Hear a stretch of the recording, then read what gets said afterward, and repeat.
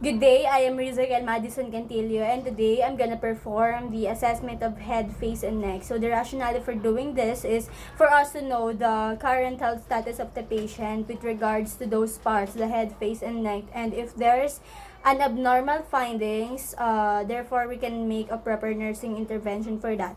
So prior to the procedure, we need first to assemble the equipment that we will going to use. First one is the gloves, next is the pen light, stethoscope, and a glass of water if necessary. And the next is we need to read the patient's chart. So the rationale for is for us to know what kind of patient we will going to handle. The next is we need to wash our hands and observe proper infection control. So the rationale for it is to prevent the spreading of microorganisms. And the next is we need to greet and identify the client. So the rationale is for us to verify if we're going to handle the right patient. And the next is we need to introduce ourselves. The rationale is to build rapport. And the next is we need to explain plan and procedure to the client. So the rationale is for the client to be cooperative while doing the proper procedure.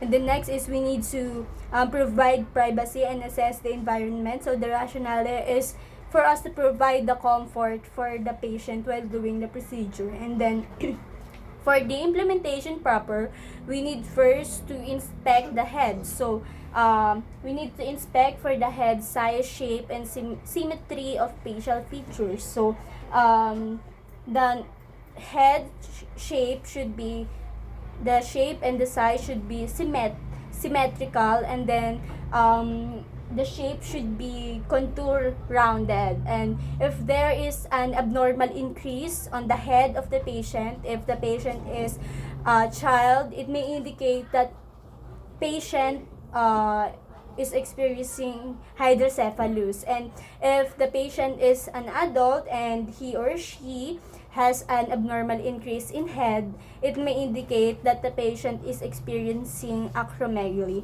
And the next is we need to inspect for the symmetry of facial features. So all parts of the face should be symmetrical, such as the eyebrow, the eye, the mouth, and all other parts. And then next is we need to inspect for the face or the facial features of the patient. So we need to look for the symmetry, facial features, the movement and expression of the face of the patient. So as what I have said a while ago, so we can see that the face, all parts of the face is symmetry or symmetrical by looking at the eyebrows.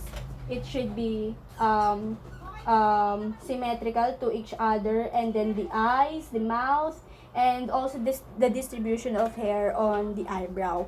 And the next is for the testing on the expression and movements, we need to instruct the patient. So, sir, can you elevate your eyebrow? Can you lower your eyebrow? Can you tightly close your eye? Can you puff your cheeks? Can you smile and show your teeth? Okay, so that's for the test. And for the expression, we need to also assess or to test. So, sir, can you make a frown? Okay, so that.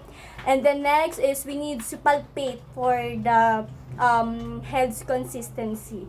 So, for palpating, we need to see if there is a tenderness, there is an elasticity of the head, there is a masses, and if there is any other or lesion. If the normal should have no tenderness on the head, but if there's a tenderness, it may indicate that the head has a lesion. So if we will going to find that the head has a lesion, we need to record what type of lesion, the location of the lesion, the distribution, and the size and shape of the lesion. So for the temporal artery, we need to also palpate for that. we need to palpate and feel if there is a swelling, if there is a tenderness, again, and if there is an elasticity. And also on the temporomandibular joint, here, located here, we need also to see if there is a swelling, tenderness, elasticity on that. So, we need to do the crepitation of the temporomandibular joint. So, by doing this, we need to place our fingers on the temporomandibular joint and ask the patient to open mouth. And then, sir, can you open your mouth? And then close. Can you open again? Does it feel, that there is a pain on that? So, it should have no pain while doing that practice. The next is, we need to palpate for the neck of the patient. So, starting here and also on the posterior side, the patient. And then, on the clavicle part of the patient, we need also to palpate on that. Okay, so the normal finding, it should have no lymph nodes, or if you feel any lymph nodes on the neck of the patient, therefore we need to document it and we need to provide a proper nursing intervention. Okay, then after that, after palpating the neck, we need now to do the range of motion on the neck. So, sir, can you, we need to do the flexion, extension, hyperextension, and other range of motion. Sir, can you move your neck like this? Next, can you look up? And then, can you look at the side? The next, then can you rotate your neck? And vice versa. Does it hurt or there's a feeling of pain? Okay. So that's the that's how we gonna do the assessing the head, face, and neck. So it should have no pain.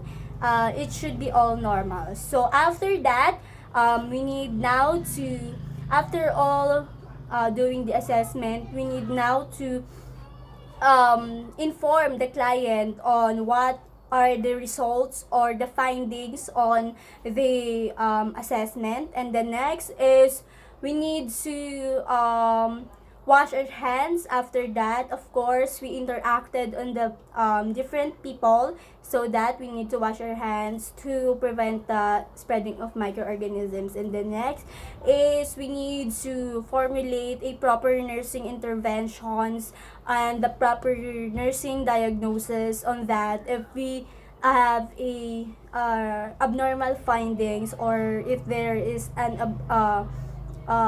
recorded data that is abnormal. So we need to document all the data that we gathered, so that we can implement or we can make a nursing care plan for the patient.